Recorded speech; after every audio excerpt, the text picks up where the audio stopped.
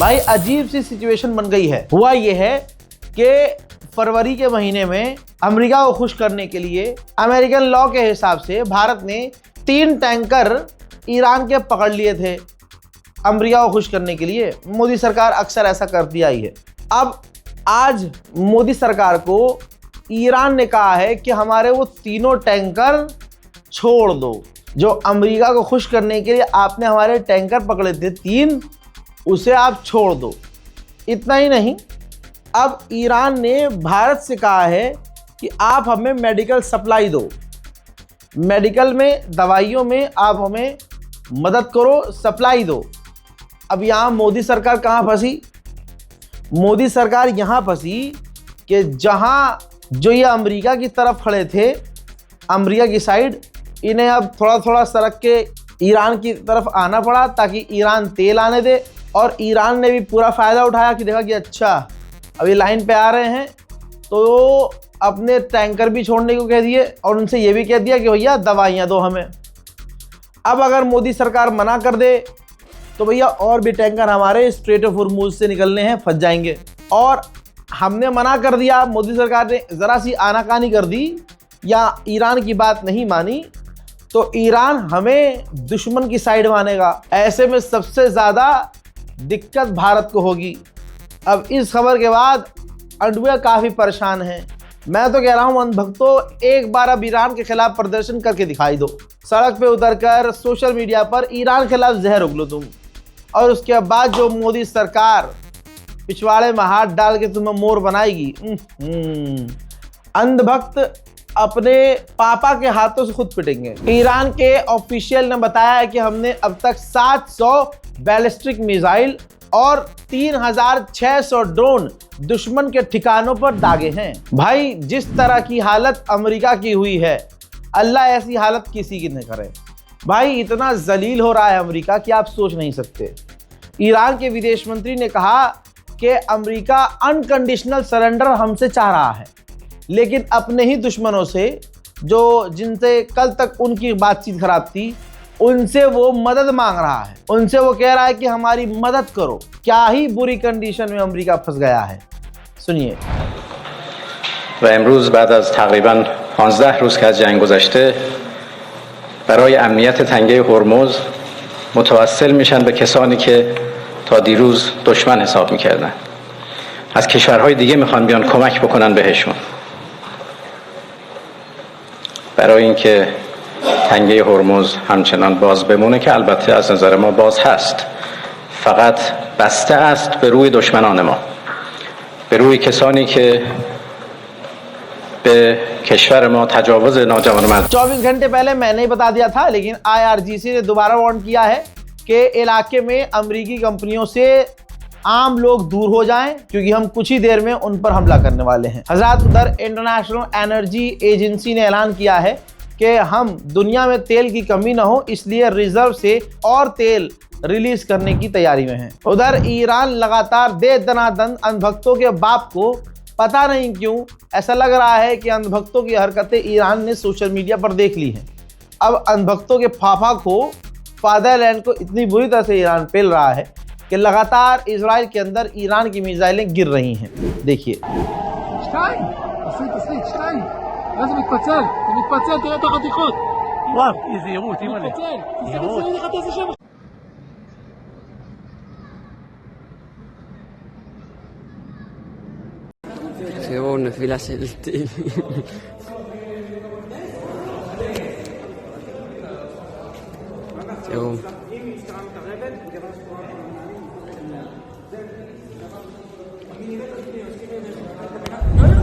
अब जानिए बड़ा अपडेट, एक और बड़ा अपडेट। ईरान की मिसाइल नेतन्याहू के ऑफिस के पास में गिरी है और एक मिसाइल ईरान की इजराइल के पार्लियामेंट के करीब गिरी है। समझ रहे हो? तो इजराइल के डिफेंस सिस्टम फेल हो चुके हैं और दनादन मिसाइलें इजराइल के अंदर गिर रही हैं। तेल अवीव की तस्वीर तो ऐसी है, लीजिए मैं आपको दिखा देता हूं। इजराइल इसको छुपाने की कोशिश कर रहा है, लेकिन तस्वीर ऐसी है कि आप हिल जाएंगे। ये गाज़ा नहीं है, ये तेल अवीव है। जहां ईरान की मिसाइलें गिरी हैं और जिसने तबाही ऐसी मचाई है कि इजराइल को वो तबाही छुपानी पड़ रही है। वहीं ईरान ने ऐलान किया है हमने 5 से 6 ऐसे लोगों को गिरफ्तार किया है जिनका लिंक मोसाद से था। दोस्तों, एक इजराइल का ही पत्रकार है, इजरायली यहूदी है, वो ईरान की मिसाइलों को कवर कर रहा है। जहां ईरान की मिसाइलें गिर रही हैं, इजरायली पत्रकार, तस्वीर देखिए, उनको रिकॉर्ड कर रहा है। ठीक है, तो उस इजरायली पत्रकार को इजराइल के टॉप ऑफिशियल्स जान से मारने की धमकी दे रहे हैं और लगातार धमकी दे रहे हैं। कह रहे हैं कि ईरान ने जो हमारा नुकसान किया है और जो ईरान की मिसाइलें हैं उनको कवर करना बंद करो, इससे हमारी हार हो रही है, वरना हम तुम्हें खत्म कर देंगे। हज़रात, सुबह भी दुबई इंटरनेशनल एयरपोर्ट पर आग लगी थी हमले के बाद, और फिर रात होते होते भारतीय वक्त के हिसाब से रात हो गई अब। ठीक, तो दुबई इंटरनेशनल एयरपोर्ट पे दोबारा से ईरान का हमला हुआ और आग, उफ, अल्लाह अकबर। देखिए,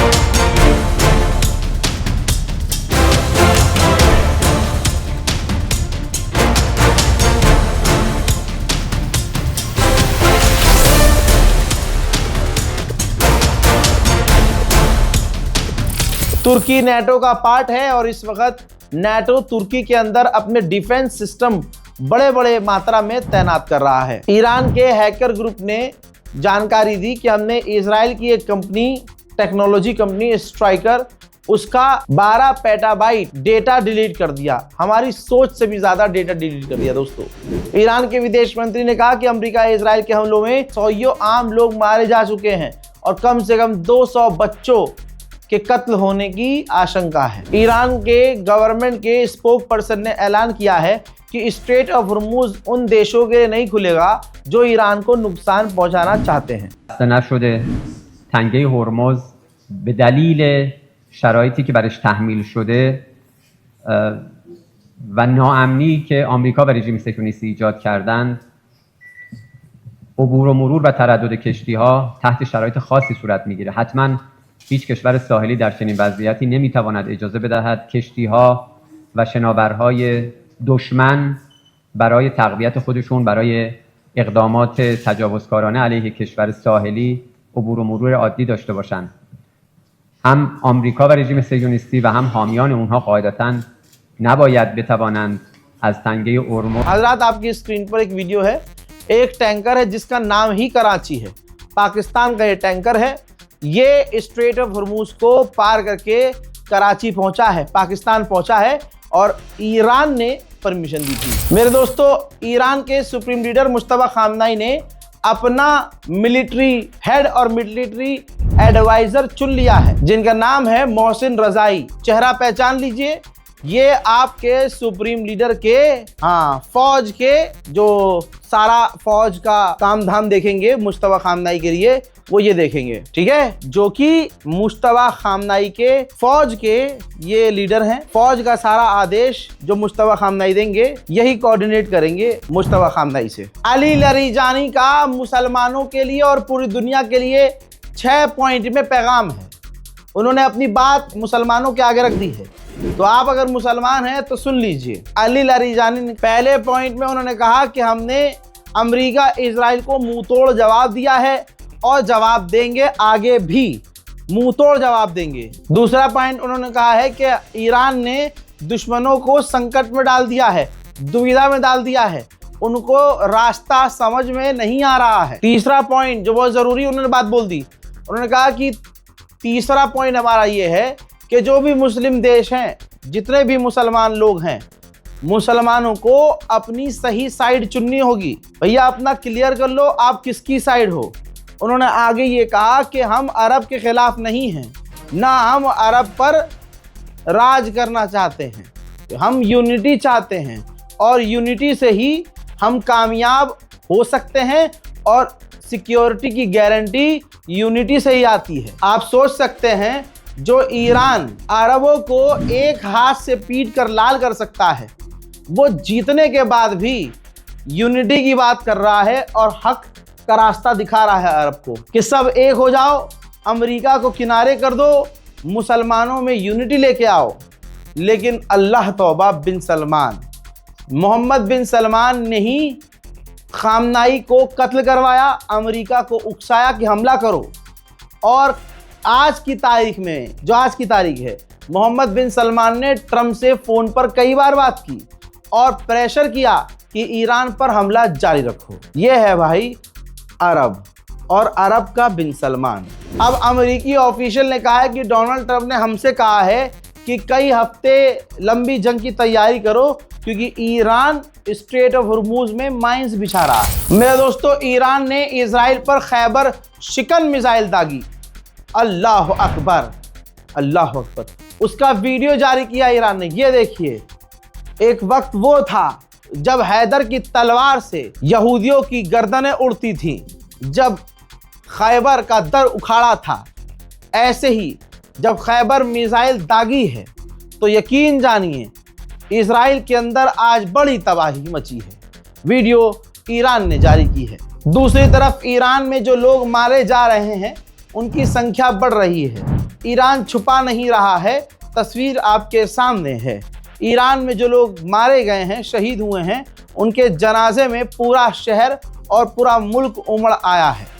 जिनके जनाजे की तस्वीर है, आपको बता दूं कि ये आम लोग हैं जो कि अमेरिका और इजराइल के हमलों में शहीद हो गए हैं। दोस्तों, ऑयल के ऑफिशियल्स ने कहा है, जो तेल की कंपनियां चलाते हैं, बिजनेस करते हैं, तेल की कंपनियों के मालिक हैं, उन्होंने ट्रंप को वार्न करा है कि अगर सिचुएशन ऐसी ही रही पूरी दुनिया बर्बाद हो जाएगी। ईरान की परमिशन के बाद आज एक और भारत का टैंकर भारत पहुंचा है, जिसकी परमिशन ईरान ने भारत के टैंकर को दी थी निकलने की। उधर मेरे दोस्तों, धोखे से अमेरिका ने जिन नौसैनिक को मारा था श्रीलंका का गरीब, उनके जनाजे पहुंच गए हैं ईरान। अल्लाह अकबर। यही अमेरिका इजराइल की हकीकत है, धोखे से वार करना, आम लोगों पर वार करना।